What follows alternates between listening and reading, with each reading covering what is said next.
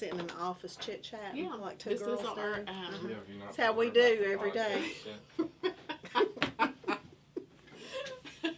This is our TED Talk. This is the beginning of the end of Ann's career. No, this is the lead into our podcast.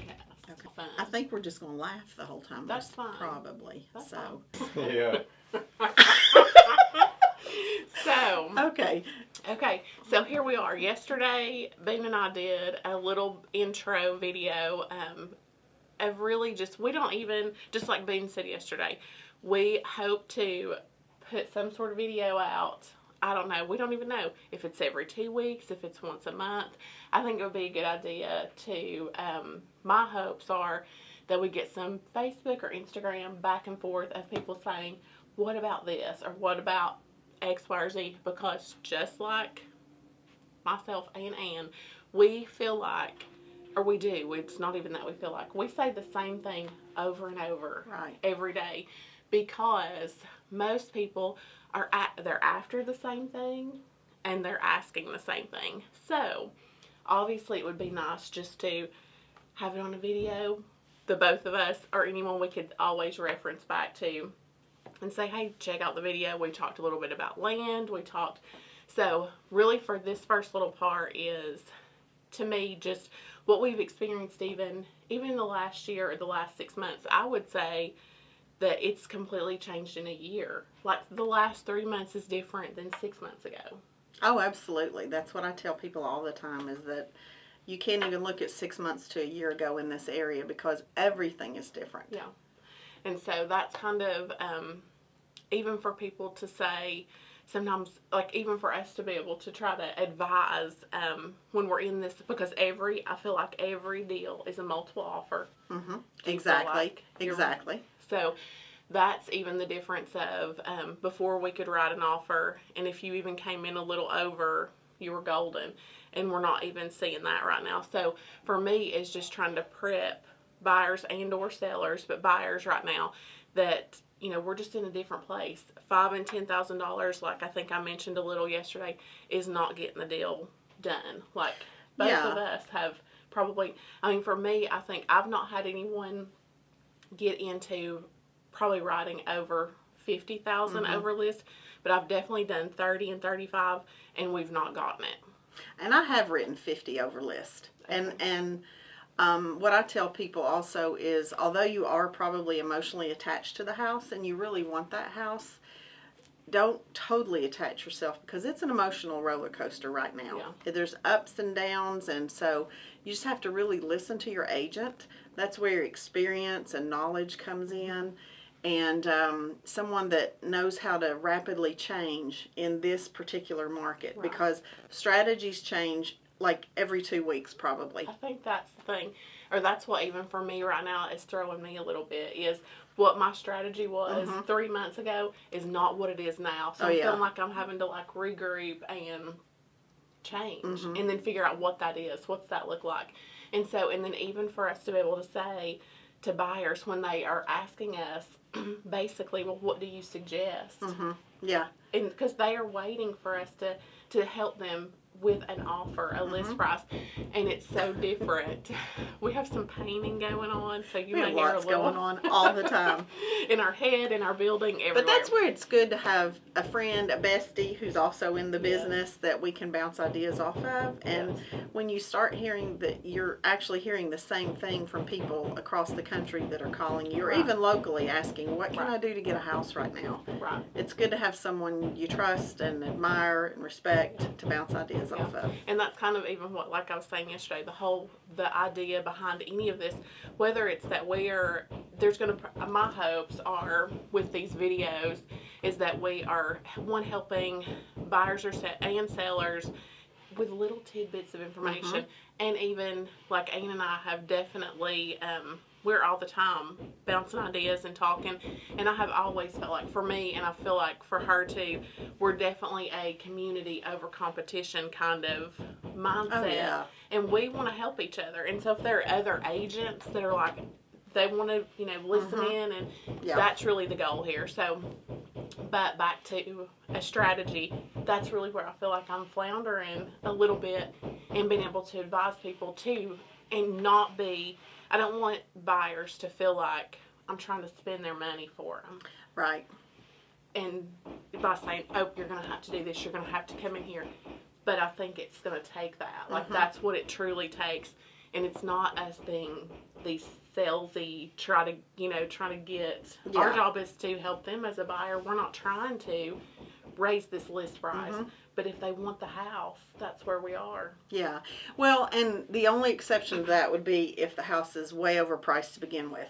Sometimes when sellers list a house in this market, they think they can just throw any number out there and it will stick. Right. So your agent can also guide you Yes. and let you know, hey, that one is overpriced, and we'll use comps and look at what a fair market value would be for that house. Okay. Well, Mandy, you probably get a lot of requests. I get a lot of calls for people looking for land. The main request is unrestricted, mountain view, no neighbors. I want chickens. I want goats. I'm not sure. I guess people think we all have chickens and goats here in Tennessee. Yeah. I don't either. And I have 5 acres, and I rent unrestricted land, and I have a little Maltipoo. Yeah. She's as close to a chicken as we're going to get. Yeah. So, be sure and set realistic expectations when you are looking for land. Yeah. When you say unrestricted, you have to understand it also means everyone else around you is unrestricted. Perfect, So don't set your expectations too high for that. And, we have gorgeous mountains here in East Tennessee. Not every piece of property has a mountain view, nor does it need it. I'll tell you, every day when I'm driving around this town, I see mountains. They're all around. And I think that's the thing, too. When you couple all of those requests in, you're not going to get that for $100,000. No. Like, if you had all those things, let's just even give, like, if we were guessing, getting that kind of idea. If they had all of that, what's that? What do we think that kind of looks like price-wise? Well, that's a good question, because that's going to vary also. It's going to vary if you're in Blount County or if you're in Sevier County, Knox County. It'll depend on if you're in the city or out in the outskirts. Depends on if you're in a gated community or unrestricted. Again, you're not going to have a set price on your land, but be realistic and know that you're looking for the same thing that, I don't know, how many other people are looking for. There's I think the estimate or average, and I think it's probably been gone up, but they said every single listing estimates or averages 5 offers. Now, we definitely have seen more than that. Oh, yeah. There's 15 definitely. And 20. Even as far as showings, there was a house yesterday that had obviously just came up yesterday. Super cute little place. There was already 60 showings scheduled. Oh, yeah. So there's 60 other people that want to get in that house too. So again, that's what, like, the expectations and the dollar amount. It just starts. It starts to get crazy there. But back to, I said in the beginning, I'm probably going to get off on a little pig trail. I just got off on a pig trail. I love that term. So pig let's trail. get back to the land. That is, in a nutshell, that's literally almost in every email that we get. Absolutely. So then back to what Ann said, if you had all those things, you're talking about serious money to get all of those things. And then still yet, what we are, of course, seeing, and what especially out-of-state buyers that are not here to do the drive-bys, that's what we have tried to do those things and get you all videos as best we can. But a lot of people, they want the unicorn. And if you get the unicorn, you got to pay for the unicorn. And one thing about land also that you want to bear in mind is you want to check and see what type of improvements have been made on the land. Like, does it have a septic tank already there? Does it have a well? Does it have a driveway? Or are you going to be tying into city water or electrical? You need to work with your agent and make sure that you understand how much it will cost to actually build on that piece of land. Right. Because most of this land does not have all those things already done. And that will kind of lead into the next question I get a ton is, and it would come with, I think I have an email in my inbox now that says, hey, can you check on this piece of property and see if it has a septic tank? I mean, they're asking, like, of course you want to know up front, and I'll tell you, like we've talked about, if it already has those things, they have made an effort to mention it in the MLS, because it's a biggie to have already gotten those things done.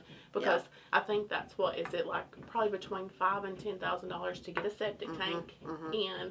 They're not going to leave that part out. That's a biggie. That would be a great little cherry on top selling point. So, but the majority of this land does not already, a lot of these pieces have not had any of that stuff done. Right. So, therefore, that ends up being a buyer's responsibility. So, one, you got to decide, do I like this piece of property enough? Get a deal made, get the offer written, you are accepted.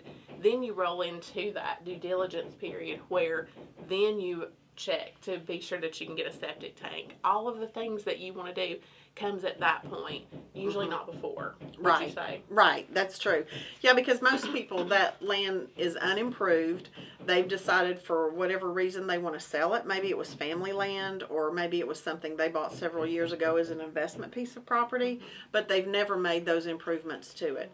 So you just need to, when you talk about how much you'd like to build a house for on this land and what your total budget is, there are those things you need to figure into that as well. Yeah. So it's not, I think that's the thing. And I definitely have had many people who start out with the plan to buy, to do this land thing, come to Tennessee, homestead, have the acreage, do this land thing, only to realize that is not quite as easy. Now, and that's why I don't want people to feel like you can't do that, but that's a project for sure. Yeah. Not a super easy project to do from afar. I think, and I've had two people that started out with that being their plan and ultimately shifted gears, went ahead and just got something to get them here, and they are still looking for that perfect piece of property, but then they're going to be able to work and make plans for septic tanks and where am I going to put my house and all those things while they're actually here. And that, shoot, I didn't put my phone on it. Real estate 101, turn your phone off. So as far as wanting the chickens and that, we ultimately, and I think that's I think for the most part everybody has, I think they're understanding, but they have to get to do those things on acreage, or whether or not it's 1 acre or 5 acres, they have to have unrestricted property. Right, exactly. You do, because we have restrictions in most of the cities around here that you can't have those things in the city. Yeah, and then I think another thing that makes me also, there's sometimes, and this is even a difference in like a tip and a learning point, is there will be there's, and I think they list it like it'll be unrestricted, but then sometimes there's additional deed restrictions. Yes, absolutely. And there could be some little things in there that, so just because I have had someone we see and it says unrestricted on the MLS listing, right, but then when we get down to it on the deed restrictions, there was something in there. Yeah. So that's always something that we need to do. Real estate 101, as she says. So that's something too. There was a piece of property, I think in Lenore City, and it was unrestricted, but in the deed restrictions, it specifically talked about chickens, and that was a deal breaker for us. Yeah. Oh, okay. But one of the questions I get a lot, and it's really just people, especially when we're in all these, there's a million offers, and the very first thing, as soon as someone doesn't get their offer accepted, they immediately ask me, what did it go for? We don't know. Yeah. They don't tell us those things. That's not information that's usually shared. So we're not going to know until the day it closes and it's, finished out. We can see it as a closed deal on the MLS. We have no idea what it went for. Right. So it's really, I know that's just in the inquiring minds, but we don't know that. What other? I would say that in this market, more than ever, a backup offer is extremely important Yes. for a buyer. Like if you have a house that you fell in love with and really wanted to offer, and you maybe even did offer, and then you did not, for some reason, yours was not accepted, go ahead and put a backup offer in. Yeah. And what that means, that does not tie them. Like they can continue, you can continue to look for things. If something else, if that new favorite thing popped up, we can, well, you can retract, you can, or terminate the backup offer. So you're not tied in just waiting around with your hands tied. And I have actually gotten that second call, like being that backup or the second best in line. And our offer not gotten a call. Like we actually got a call on Thanksgiving morning of something falling through, and then my buyer got the property. So that is definitely, and that's that new world that we're kind of in that used to not, that was not the thing before. So I definitely always, that is the truth. Like be a backup offer. It does not hurt you at all to throw that in there, and you could take it away if you wanted to, and then, but you never know, you may get the call because things do fall apart. And that's what actually this morning my Instagram post, Facebook, Instagram, was about prepping, even for a seller side, just because like Ann mentioned a little while ago, how some sellers will want to go and overpriced, and they're just wanting to throw it out there, or the whole thing, let's just see what happens. We are in a crazy market, and people are paying way over list price. We're seeing things we've never seen, but you still can't get, as a seller, it does not help you at all to go that route, because ultimately you're going to end up lowering it. And we're even in now, you will hear people, if something's been on the market for 5 days, they immediately are like, what's wrong? Going on? What's wrong? Because that's so not the norm. So you really don't help yourself. And even still, like prepping, like I had a deal fall through. I actually just got the earnest money and contract release back this morning. All simply over a seller not really prepping and being prepared to sell the house. Like there were things that they should have totally taken care of, and we just crossed. And it's a house that my buyers really wanted, and we just kept fumbling around in that inspection period with things. And my people were like, it started raising tons of red flags, and so now 2 people are upset, sad, because my buyers, they really wanted this property, and that seller. And this is a property that had been on the market for a little while.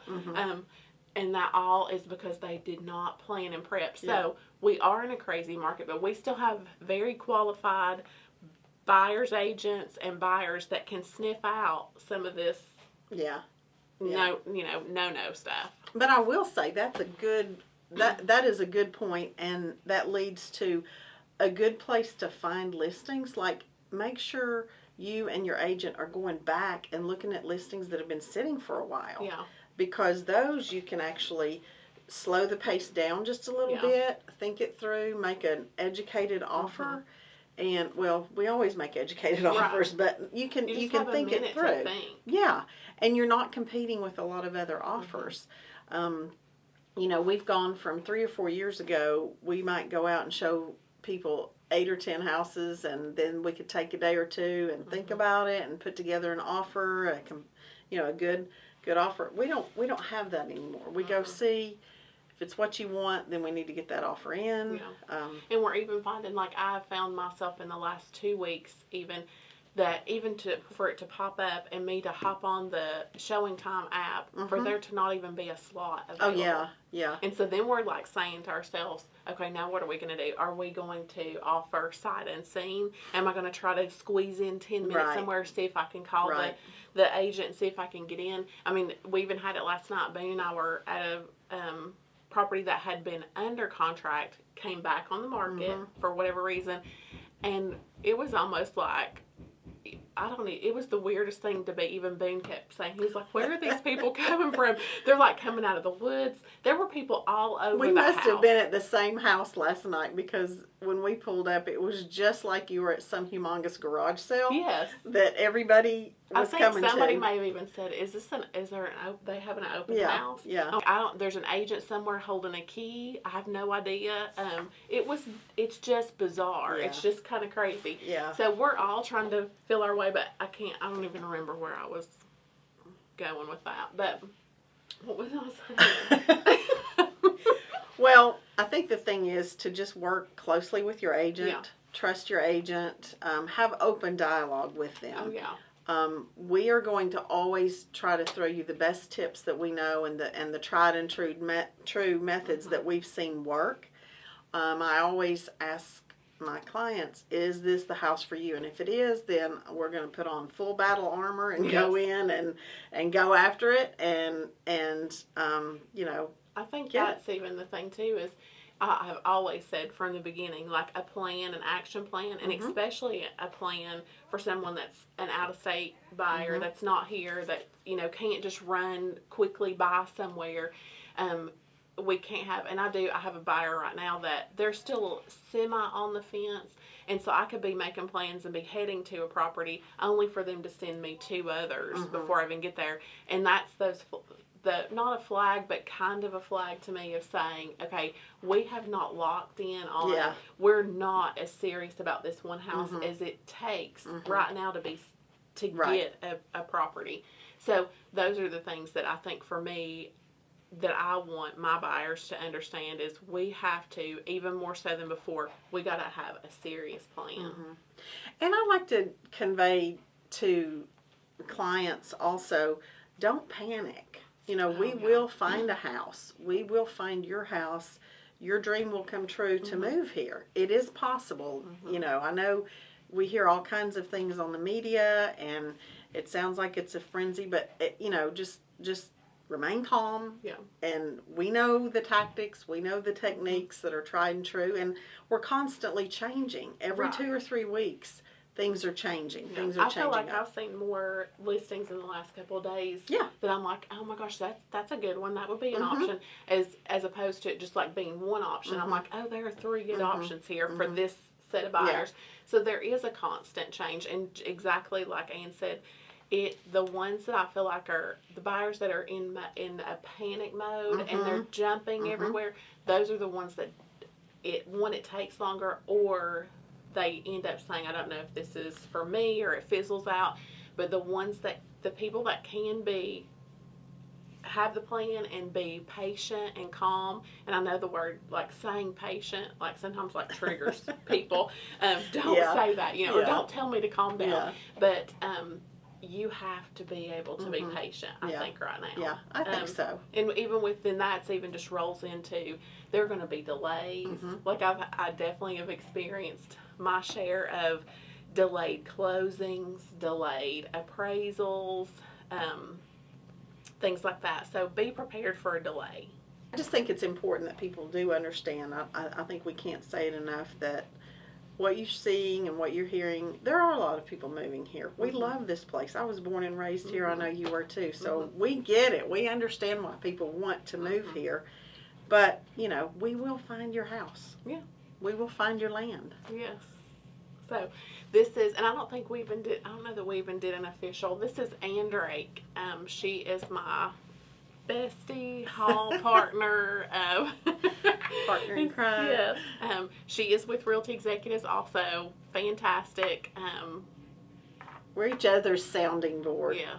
So we can bounce ideas, and just like she said, like if we are like, okay, we think we're going to do this, or, you know, there's someone we have our little things going on the backside, and, you know, we're rooting for you, and like Ann said, we will find something. We just have to get our plans in place and roll on. Absolutely. So that we are rolling around trying to like just get the pieces together and decide exactly how we want to do this.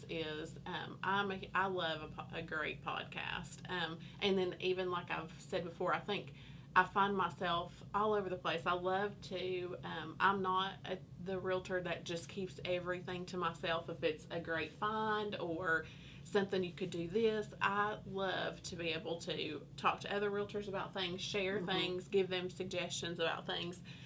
There's many that call me, and I don't know, it's just definitely something that we love. Ann is a great partner with those things. She's exactly the same way. So we definitely have, and then we have, of course, we've got Boone on a roll here with all the video and everything. So we are rolling around our ideas of these videos that whether we decide they're Facebook, YouTube videos, but to roll in a podcast. So that is in the works. We don't really know what that looks like just yet, but it's that idea and so we've got some planning and some things to do there. What I would like to know or hear from you all is whether it's buyers, sellers, other realtors. I think a podcast is something that's beneficial, should be beneficial to a little bit of everybody, not just one group. So, Yeah. or that's kind of my thought. So anyway, that is something we're thinking about. I would love to hear your thoughts on that, whether you're a realtor and or want ideas on things, want to talk about things, what would be beneficial on a realtor side and a buyer seller side. So let us know those things, and we'll keep you posted. Yeah, I think some of this came about. We just, from time to time we'll call each other. It's mental relief sometimes. We'll call each other with ideas or questions or, hey, I've got this scenario. What did you do? So whether it be for fellow realtors, just bouncing ideas back and forth, or working with our clients, like how did we solve this issue, or what did you do about this? Mandy's great with video and media and all that. Me not so much, but Ann has her. That's the thing. That's the difference. She is that all of the events, all of you're involved with. Oh, networking and stuff. Yeah, I mean, just things. So we each can bring. We bring and that's the thing that is so. What every realtor really needs to understand. Everybody brings their own thing. You've got your own thing that you're going to bring to the table. And so, I've always said and really wanted to have something that why could we all not share some of the things that we're doing, even though it's not going to, there's going to always be things that you're doing that is just not my jam. But there might be one or two little things that I'm like, okay, that could help me. So anyway, that's kind of, I just think it's would be a great, thing.